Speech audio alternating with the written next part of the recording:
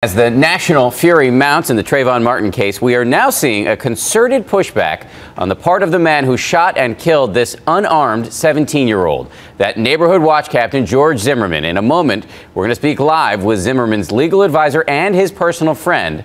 But first, here's ABC's Matt Gutman with exclusive new details. This morning, we are learning more about Trayvon Martin's killer, George Zimmerman, as friends are coming forward with a portrait of a man who is deep in hiding, facing death threats, and even remorseful. His attorney, Craig Sonner, tells us he fears for his life and for his family's safety. I understand he's in hiding, but do police know where he is? Do you know where he is? In other interviews, I wasn't exactly sure. I do know where he is today.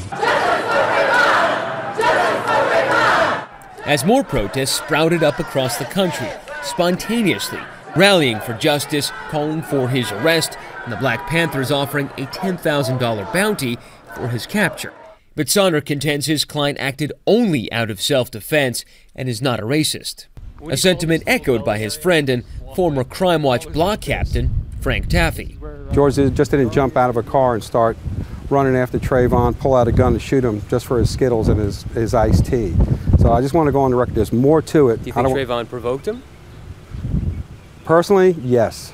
But Taffy wondered if it was all the crime in the neighborhood that pushed Zimmerman to the edge. This is one of the hounds that was burglarized during the day. And he received this voicemail from Zimmerman on Friday, thanking him for his support. I appreciate it, and you're truly setting an example for me for the future of just doing the right thing, even when it's tough, and I appreciate it. I'll talk to you soon. Thanks. It's a voice that another friend remembers clearly. A voice this friend recognizes immediately as Zimmerman's, not Martin's, and the howls caught in this 911 call. Maybe both. I'm not sure. There was just someone screaming outside. For Good Morning America, Matt Gutman, ABC News, Sanford, Florida.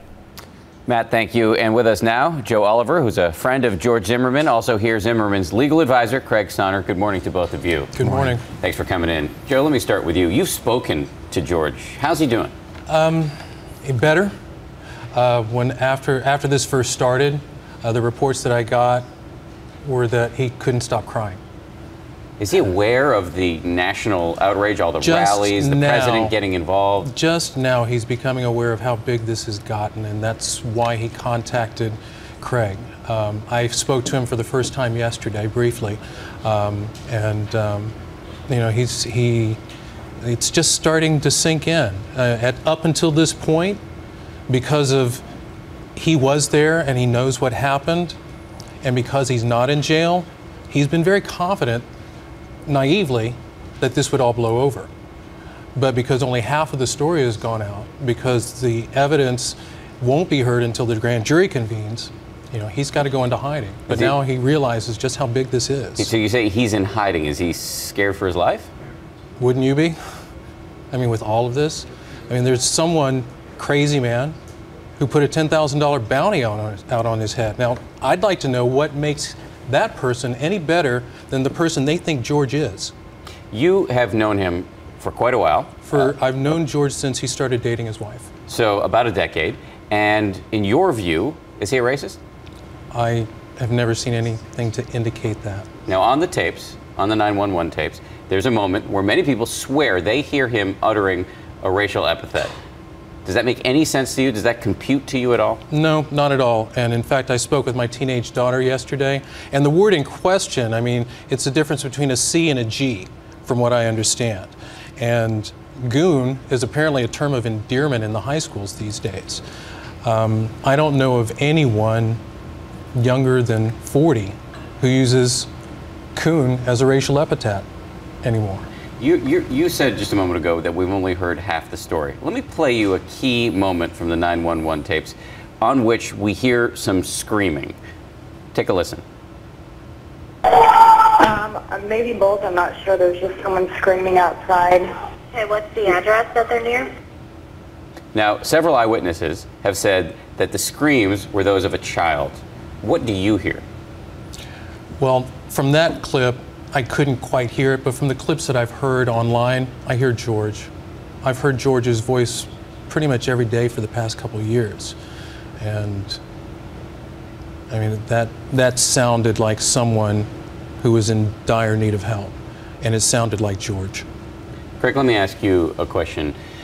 You have said this was a case of self-defense. Yes. Now, for a lot of people, that strains credulity. A lot of people have said, look, you hear on the 911 tapes the operator saying to George, do not pursue, and yet he does anyway. And we know that we have a 17-year-old kid here who is carrying candy and iced tea, who's on the phone with his girlfriend, not an optimal position from which to threaten the life of a grown man who's carrying a gun. How is that self-defense? Well, I don't think we've heard all the evidence. I don't want to litigate this case in the media, but there's more to be told to that story. That's only a part of it, and there's more evidence that's going to be released, you know, when the case goes forward. It'll go to the grand jury, I believe, on April 10th. At that point, more evidence is going to come out. That's only a small snippet of anything that happened that evening. And I think when the other 911 tapes are released and when the other evidence comes out, it'll show clearly that George Zimmerman was acting in self-defense. But let me press you on this. I know you say you don't want to litigate this publicly, but we are talking about a teenager against a grown man who has a gun. I mean, it's just hard to imagine for many of us how, given that power imbalance, the guy with the gun could be in a position of having to defend himself. Can I jump in real Sure. quick on that? We're talking about a teenager, and after speaking with George, that George was looking up to at the time of the confrontation. The teenager is taller than George. What's more, George is 40 pounds lighter than the pictures everybody has seen. But George was told not to pursue. We hear that. This is not a fact that is in question. He was told. You hear you don't have to do that. That's what the operator said. You don't have to do that. Now the question is, how far did he pursue? Who made the initial contact? What started the confrontation in the first place? The fact that the investigation so far has come out the way it is, because of Sanford's history, I find it hard to believe that the police department wouldn't have George in jail now if they had only one shreddable piece to support that fact. George is not in jail because they have come out and said they don't have the evidence to arrest him. Because of Sanford's history and because of how Florida law enforcement works, if they have evidence to arrest you, they arrest you. Do you expect charges at some point, Craig? Well, it's going for to the grand jury on April 10th, and then the grand jury will make the decision at that time. So, I mean, they can file charges at any time. They could do it. You know, tomorrow's Monday. They could file them tomorrow. Whether they will or not, I mean, thus far they have not, and it's my contention that when all the evidence I believe is going to come forward, I think it's clearly going to be a case of self-defense. Much more to come on this case. Craig Sonner, Joe Oliver, thank you both. Really appreciate your time on this Sunday morning. Thank you.